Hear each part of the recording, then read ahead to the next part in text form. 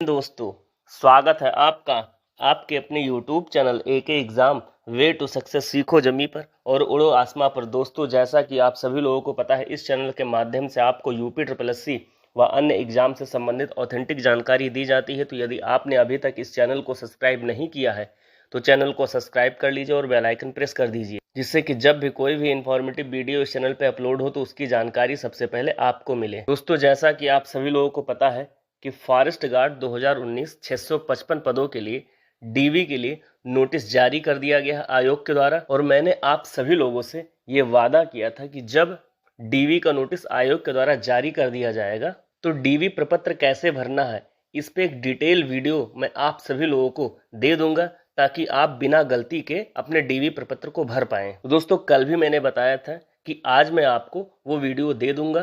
दोस्तों, ये वीडियो आ चुका है। आप सभी लोग वीडियो को पूरा देखिएगा बिना स्किप किए हुए और स्टेप बाय स्टेप एक एक चीज को पूरे डिटेल में समझते चलिएगा और अपने डीवी प्रपत्र को अपने सामने रखिएगा, ताकि आपको सब कुछ क्लियरली समझ में आ जाए कि कौन सी चीज कैसे कहाँ भरनी है। तो यदि आप चैनल पर नए हैं तो चैनल को सब्सक्राइब कर लीजिए और बेल आइकन प्रेस कर दीजिए। तो चलिए दोस्तों, वीडियो को शुरू करते हैं और हम डीवी प्रपत्र को कैसे भरना है डिटेल में देख लेते हैं। दोस्तों, जैसा कि आप देख रहे हैं कि आपका डीवी का पूरा शेड्यूल जारी हो चुका है और 11 जुलाई से डीवी आपकी स्टार्ट हो जाएगी और 2 पालियों में डीवी होगी, एक 10 बजे से एक 1:30 बजे से। प्रत्येक पाली में 125 विद्यार्थियों को बुलाया जाएगा। टोटल एक दिन में 250 अभ्यर्थियों का डीवी आयोग करवाएगा। 12 दिन तक आपकी डीवी चलेगी और लास्ट डेट की डीवी 26 जुलाई 2024 को होगा, जिसमें 200 अभ्यर्थियों को बुलाया गया है। टोटल 2950 अभ्यर्थी सिलेक्ट हुए थे, उनका डीवी आयोग के द्वारा लिया जा रहा है। तो मैं उम्मीद करता हूं कि आप सभी लोगों ने डीवी प्रपत्र डाउनलोड कर लिया होगा और आपके सामने डीवी प्रपत्र होगा। तो चलिए हम पहले प्रपत्र से शुरू करते हैं कि कैसे भरना है पहले प्रपत्र को। दोस्तों, जैसा कि आप देख रहे हैं, पहला प्रपत्र इसी फॉर्मेट में आपका भी प्रपत्र होगा। दोस्तों, साइड में आपको एक फोटो चिपकानी है और तिथि सहित पठनीय हस्ताक्षर भी आपको फोटो पे करना है। आगे चलते हैं तो हम पहले नंबर से शुरू करते हैं। इसमें लिखा हुआ है पद या सेवा का नाम जिसके लिए अभ्यर्थी आवेदन दे रहे हैं। आपकी वैकेंसी का क्या नाम है? फॉरेस्ट गार्ड वन रक्षक। तो आपको यहाँ पे वही चीज लिखना है, अपने पद का नाम लिखना है। दूसरे में अभ्यर्थी का नाम है जो कि हिंदी देवनागरी लिपि में और अंग्रेजी के बड़े अक्षरों में। तो अंग्रेजी के बड़े अक्षरों में तो आयोग स्वयं लिख के देता है और हिंदी देवनागरी लिपि में आपको लिखना है, जैसा कि इस प्रपत्र में भरा हुआ है। आपको यहाँ पे अपना नाम डालना है। अब अभ्यर्थी के पत्र व्यवहार का पूरा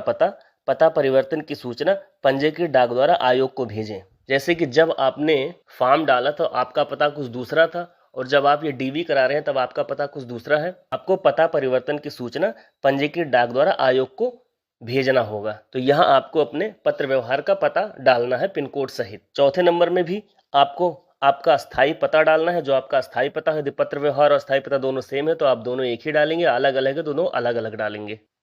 आगे है जन्म तिथि। आपको अंकों में भी लिखना है, तो अंकों में तो आयोग के द्वारा लिखा जाएगा और शब्दों में आपको लिखना है। तो जैसे इसमें लिखा हुआ है 8 नवंबर 1994, तो इसी हिसाब से आपको भी लिखना है।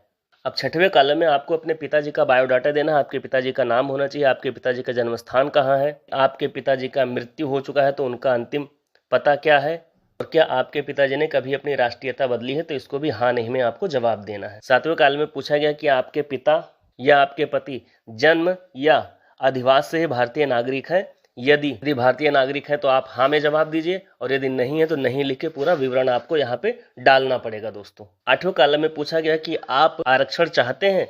हाँ नहीं में आपको जवाब देना है और यदि आप आरक्षण चाहते हैं तो अपने वर्ग, जाति और उपजाति का यहाँ डिटेल डालना पड़ेगा आपको दोस्तों, जैसा कि इसमें डाला गया है। और यदि आप आयु में भी छूट चाहते हैं या नहीं चाहते तो हाँ नहीं में आपको जवाब देना। हाँ नहीं लिखा हुआ आपको टिक लगाना है। दोस्तों, वीडियो थोड़ी लंबी हो सकती है, इसलिए भागिएगा मत, वीडियो पूरा देखिएगा, अन्यथा आपका ही नुकसान हो सकता है। चलिए अब आगे देखते हैं। 9वें कॉलम में पूछा गया क्या अभ्यर्थी विवाहित है। तो यदि आप विवाहित है तो हाँ पे टिक करेंगे, विवाहित नहीं है तो नहीं पे टिक करेंगे। 9वें के खा में पूछा गया है क्या अभ्यर्थी की एक या एक से अधिक जीवित पत्नियां हैं, अथवा क्या अभ्यर्थी ने ऐसे पुरुष से विवाह किया है जिसकी एक पत्नी पहले से जीवित है या महिला अभ्यर्थी के लिए। तो आपको इसमें हाँ या ना में जवाब देना है। 10वें कॉलम में आपको अपने क्वालिफिकेशन का पूरा विवरण भरना है और आपकी वैकेंसी जो है वो 10+2 लेवल की है, तो आप 10+2 लेवल तक ही भर सकते हैं। कोई इसमें बाउंडेशन नहीं है कि आप ग्रेजुएशन भी लगाएं, पोस्ट ग्रेजुएशन भी लगाएं। तो इस कॉलम में आपको विषय, श्रेणी, वर्ष, प्राप्तांक प्रतिशत, प्रमाण पत्र संख्या, ये सारी चीजें भरनी है जैसे कि इसमें भरा हुआ है। हाई स्कूल में उसके सामने विषय पूरा डालना है, इंटरमीडिएट में भी उसके सामने पूरा विषय डालना है आप सभी लोगों को। यदि आपने खेल कूद अथवा शारीरिक व्यायाम में कभी आपने भाग लिया हो, आपके पास उसका प्रमाण पत्र हो, तो यहाँ पे पूरा विवरण देना है आपको, साथ ही साथ प्रमाण पत्र संलग्न भी करना है डीवी के समय पे। जैसे कि इस बच्चे ने स्काउट गाइड में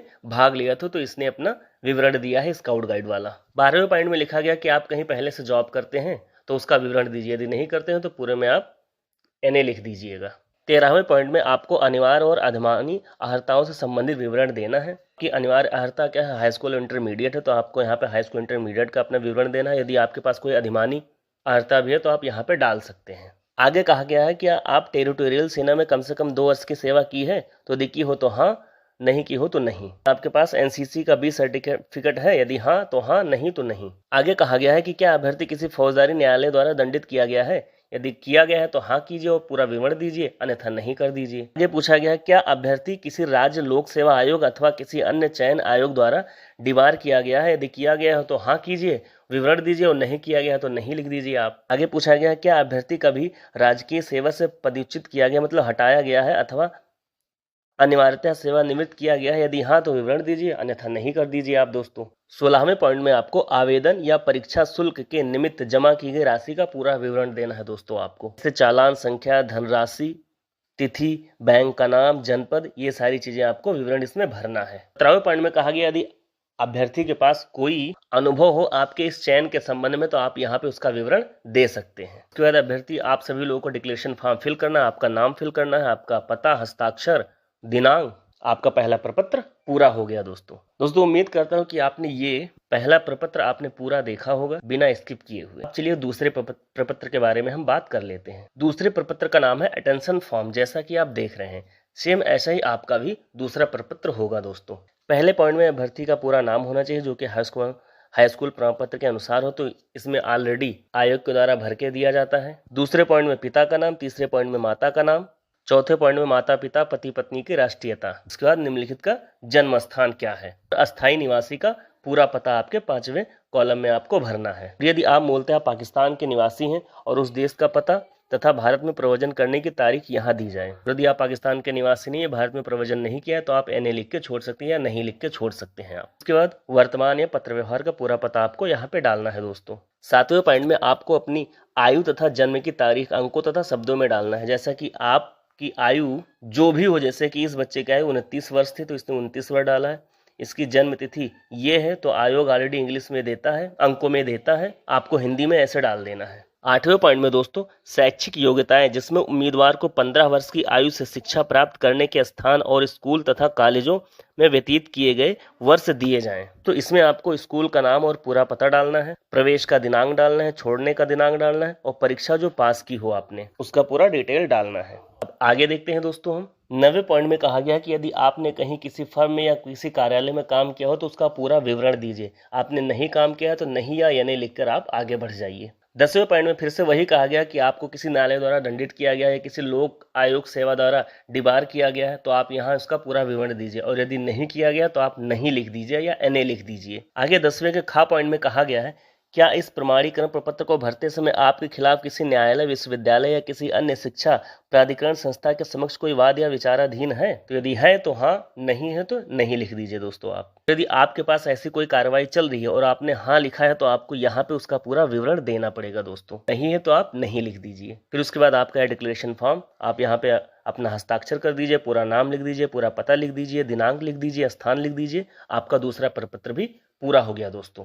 अब चलते हैं हम तीसरे प्रपत्र पर। तो आप ये देख सकते हैं जिसका नाम है देशना पत्रक या इंडेक्स कार्ड। पहले पॉइंट में अभ्यर्थी का नाम हिंदी देवनागरी लिपि में आपको लिखना, अंग्रेजी के बड़े अक्षरों में भी तो यह आयोग के द्वारा स्वयं लिख के दिया जाता है, जैसा कि आप अपने प्रपत्र में देख रहे होंगे। फिर पिता या पति का नाम डालना है, जन्म तिथि अंकों और शब्दों में डालना है आपको, फिर अस्थायी पता पूरा डालना है, पत्र व्यवहार का पूरा पता डालना है, सेवा या पद नाम जिसके लिए आपने आवेदन दिया है उसका पूरा नाम डालना है यहाँ पे, जैसे कि आप वन रक्षक के लिए आवेदन किए थे तो यहाँ पे आपको वन रक्षक फॉरेस्ट गार्ड डालना है। फिर उसके बाद आपको अपनी जाति और उपजाति का नाम डालना है। फिर आपको यहाँ पे शैक्षिक डिटेल देना है। तो आपकी वैकेंसी 10+2 लेवल की है दोस्तों, तो यहाँ पे आप अपना इंटरमीडिएट की डिटेल दे सकते हैं, इंटरमीडिएट लिख सकते हैं। उसके बाद आपको अपने शैक्षिक योग्यताओं का पूरा डिटेल देना है। इसे हाई स्कूल पास है तो उसका विषय टोटल होना चाहिए, अनुक्रमांक होना चाहिए, वर्ष होना चाहिए, श्रेणी होनी चाहिए। फिर आप ऐसे इंटरमीडिएट का पूरा विषय डालिए, अनुक्रमांक डालिए, वर्ष डालिए और श्रेणी डालिए। आपका जो वैकेंसी है वो सिर्फ 10+2 लेवल की है, तो आप सिर्फ 10+2 लेवल की जानकारी दे सकते हैं, कोई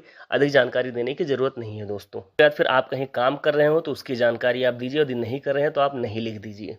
दोस्तों आपका तीसरा प्रपत्र भी पूरा हो चुका है। अब चलते हैं हम चौथे प्रपत्र पर। दोस्तों ये है आपका चौथा प्रपत्र। जैसा कि आपके सामने भी चौथा प्रपत्र आपने रख रखा होगा, सेम टू सेम यही प्रपत्र होगा आपके पास भी। इसमें सबसे पहले आपका नाम, जो कि आयोग के द्वारा स्वयं लिखा गया होगा, इसमें आपको पूरी योग्यता की अपनी डिटेल देनी है जिसमें आप सम्मिलित हुए हो। दोस्तों आपकी वैकेंसी 10+2 लेवल की है, तो आप सिर्फ 10+2 लेवल की ही जानकारी दें, कोई ज्यादा जानकारी देने की आवश्यकता नहीं है दोस्तों इसमें। जैसे यहाँ पे हाई स्कूल लिखा हुआ है, हाई स्कूल के लिए 2 कॉलम है, प्राप्तांक और पूर्णांक। तो आपके हाई स्कूल में जो सब्जेक्ट हो, जैसे हिंदी, अंग्रेजी, गणित ऑलरेडी लिखा हुआ है, उसके बाद जो सब्जेक्ट हो उसका नाम लिख दिए, उसके बाद फिर उसके सामने उसका प्राप्तांक, फिर उसका पूर्णांक लिख दीजिए दोस्तों। उसके बाद फिर इंटरमीडिएट में जो सब्जेक्ट हो उसके सामने उसका नाम लिख दीजिए, और नीचे यहाँ पे आप कॉलम बढ़ा के आप इंटरमीडिएट के सब्जेक्ट लिख दीजिए, उसके सामने उसका प्राप्तांक लिख दीजिए दोस्तों, जैसा कि इस भरा हुआ है इस फॉर्म में।